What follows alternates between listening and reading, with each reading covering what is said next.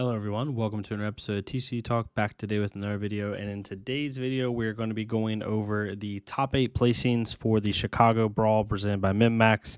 Just kind of give our thoughts on it and, have some fun. So yesterday we went over who got in the top 8, so we'll quickly recap. If you didn't watch that video, go check it out if you kind of want to get the full story. But to some people's predictions, some people not, the outsider heroes or outsiders in general had a huge impact on the top 8. So in top 8, as you can see here, we had 2 Azaleas, 1 Uziri, and then we had some of the ice, which was Oldheim, Icelander, and a little bit of Lexi, even though that's not really an ice list. And then we had rounding it out Dash and Briar. So like we talked about yesterday, similar to what we've been saying on the channel, and what I said before, which was Ranger was going to be a big part of the meta. Ice was going to be a big part of meta, and then you're going to have aggro with whoever that kind of popped in, and then you might see some Dromai and some Bravo kind of making some counter picks. That was the original prediction before the Chicago Brawl, so it's nice to see that for once my prediction was a little bit correct, which was nice. But overall, really cool, awesome, diverse top 8, 7 different heroes. The only duplicate hero was Azalea, and we'll kind of talk of that in a second. But the top 8 was really fun. The first matchup that we saw was Brody Spurlock playing Joe Robles against his Briar. Brody ended up taking that one. It was a really, really good game. Joe had literally one of the most unfortunate Briar turns. Everyone's whiffed on Sonata if you've played the deck for more than a couple days. But there were 2 turns in a row where Joe whiffed on a he pitched into Sonata, revealing 4 cards, and whiffed both times. And the first time he whiffed, he revealed 2 Channel Mount Heroics with 4 non-attack actions. So that just kind of put Joe into a spiral. His mental had to be shot at that point. I mean, if it isn't, then he's got a mental of steel. But overall, they both played really well, but after those 2 whiffs, Brody just kind of took tempo and never looked back. I think Brody was up at one point 15 to 20 life. He took some damage one time to just to keep tempo, but really Joe had a hard time getting back in the game after that. Naib and Michael Hamilton, that was off stream. Michael Hamilton took that. Naib was on Lexi, Michael was on Icelander. So it would have been really cool to see that matchup and see that unfold, because I think that's a really skill-intensive matchup. I haven't seen that matchup played a lot, to be honest.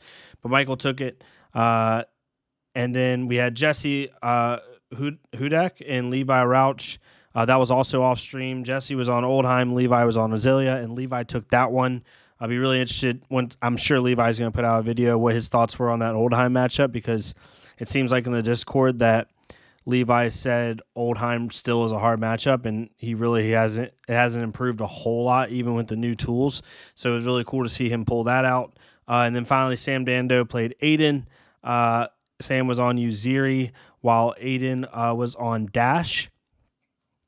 That was also off stream, I believe. Yeah, we only saw one top 8 match on stream, and Sam ended up taking that one. So our top 4 was Brody Spurlock on Azalea, Michael Hamilton on Icelander, Levi on Azalea, and Sam on Uziri. So Brody Spurlock and Michael Hamilton, that game went super long, super skill intensive. Brody ended up edging it out, but it was a super close game, and Brody was just able to edge that game out. Both players played super well. The funny thing is, not funny, but interesting thing is that Brody ended up beating Michael twice this event. Both of Michael's losses in the entire event were to Brody. So really cool to see those 2 go at it multiple times. Then we saw Levi and Sam on stream as well. Really close game. Came down to 5 life to 5 life, and Levi ended up pulling it out. For anyone that's in the comments, I'm not going to address the misplay that Levi and Sam were doing. Basically, for anyone that is wondering that didn't watch it, Sam would play a dominated attack, isolate, the isolate card, which it has dominate on it. It has stealth, which means he can swap it out for a better attack. The way Uziri works is if a Uziri plays isolate against you, and let's say you block with a 3 block, and then they Uziri react, and they're going to bring in a command and conquer. You can't bring in that sink below because it's still the isolate is still on the field. So you activate Uziri, you put a card face down, and then priority is passed back to the defending player. Well, at that point with Isolate, you've blocked with 3 block. You can't play like a Sink Below because the Isolate is still on the field. That Dominate is still intact. So then they would pass priority back to you. You'd put the Command and Conquer on the field, and at that point they can't play a D-React even though the Dominate's gone because Command and Conquer. Well, what Levi and Sam were doing on several different occasions during the game was Levi was playing a defense reaction when Sam Uziri ability. So Sam would play Isolate for Dominate. Levi blocked it for 3. Sam would activate Uziri, put it down in the Banish face down, and then Levi was responding in his window with Sink Below, even though he can't do that because Isolate's still on the field. And it became really impactful. It happened twice, I think, during the game before the one instance that they're talking about. But it happened in a really big moment because I think it was like 5 life to 5 life or something like that. Something close. It was single-digit life. And Levi Sink Belowed and Isolate when Sam was going to put in a Command and Conquer, which would have killed Levi's arsenal, put Levi down to like 2 health, or put him down to 2 health, and then Sam could have flick knives in response to that, and potentially took Levi down to 1. But at the end of the day, both players are really good friends. They both are, I think, pretty sure testing partners. They both play at the same events and same locals. They know each other, and if you watch the game, they were playing at a breakneck pace, which honestly is its own conversation. They were kind of goofing off. I'm not saying that in a negative way at all. That you could just tell like they were 2 boys having fun playing a game. They were being serious, but they weren't being serious, if you know what I mean. So overall, I know Levi didn't do it intentional. Levi's a really well-respected player, really clean player, good player. It's a brand new hero. Uziri's a brand new hero. The interactions are a little bit weird, and when you're playing at the speed they were playing, you can easily miss things. Sam even came out on Twitter stating that he doesn't think it would have changed the outcome of the game, whether because of what Levi had in his hand. Regardless, like whether Sam's just being nice or whether he's being serious, like Sam doesn't have any ill feelings. I know they both played it out that way several times. So for anyone in the comments, like just no negativity on that. They both played a clean game as well as they could. And they're both going to learn from it. So because of that whole instance, the reason that's important is in the finals, Levi went in because of the way Flesh and Blood works, and I'm not going to go super in-depth into this. There's rules for when you commit a rules infraction that has to do with like maintaining game state or maintaining board state. If it's not caught in the moment, if it's caught in the moment and can be rewinded, or you can get some type of maybe like warning or penalty or whatever, the judges can assess that. And there's different levels of punishment for like what you did wrong. About if they can't catch it in the moment and the play can't be rewinded, then there's certain things the judges have to do. So because Levi was caught doing that the prior game, but it wasn't caught in the moment, it was caught after the fact, he was given an IP2 penalty in the final, which basically, for anyone that's not aware, it means for basically the first 3 turns, 3 turns, because 2 counters, 1 counter, 0 counters, he only can draw up to 3 cards, not 4 on his draw step. So that really did affect him in the final. Some people were complaining about it but because of the judge call. I think for anyone out there watching, like judges don't just make arbitrary punishments like 9 times out of 10, unless it's like a super weird, unique situation.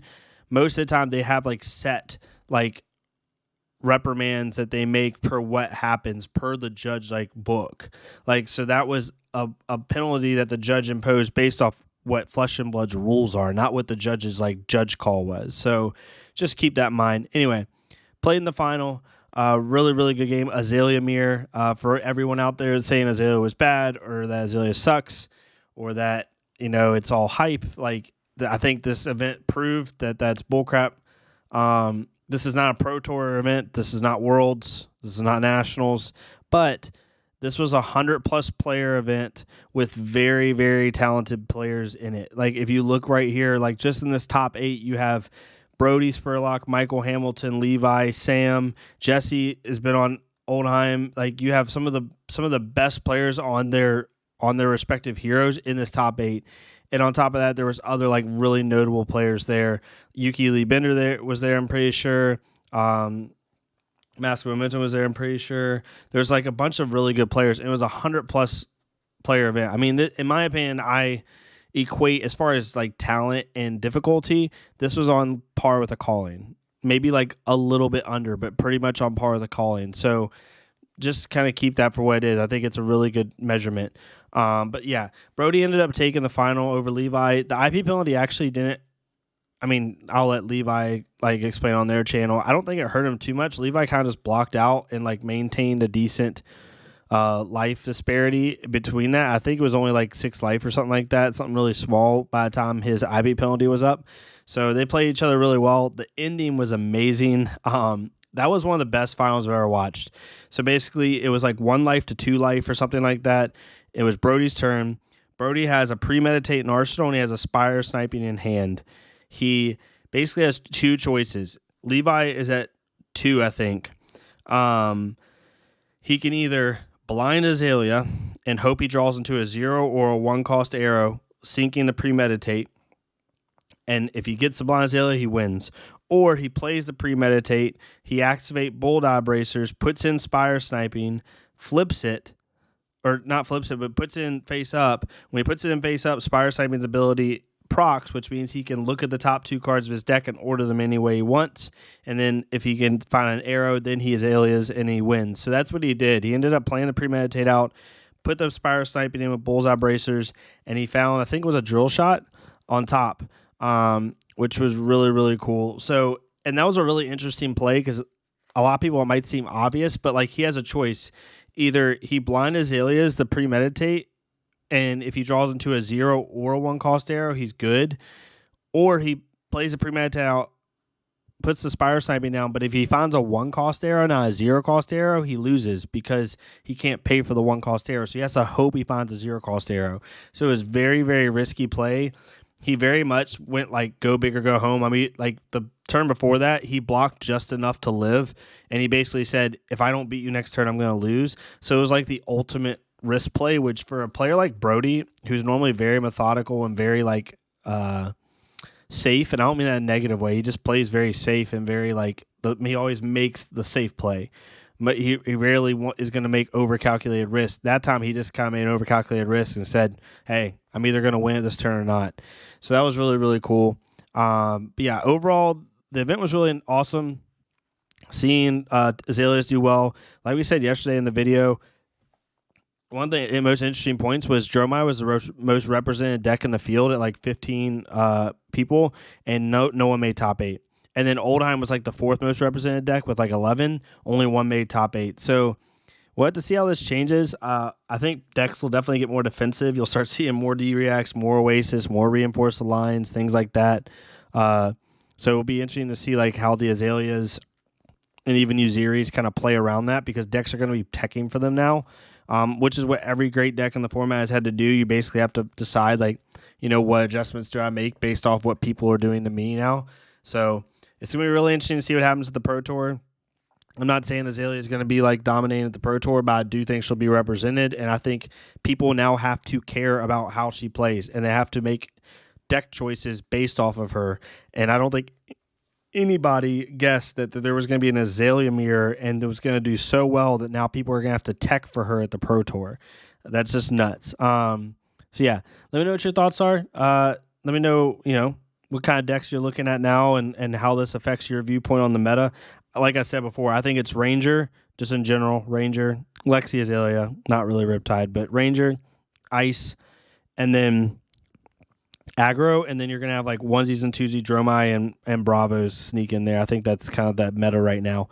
But yeah, let me know what you think. If you like this type of content, please leave a like, comment, subscribe, join the Discord down below, join the Patreon if you want, and I'll see y'all next time on TCG Talk. Thank y'all so much.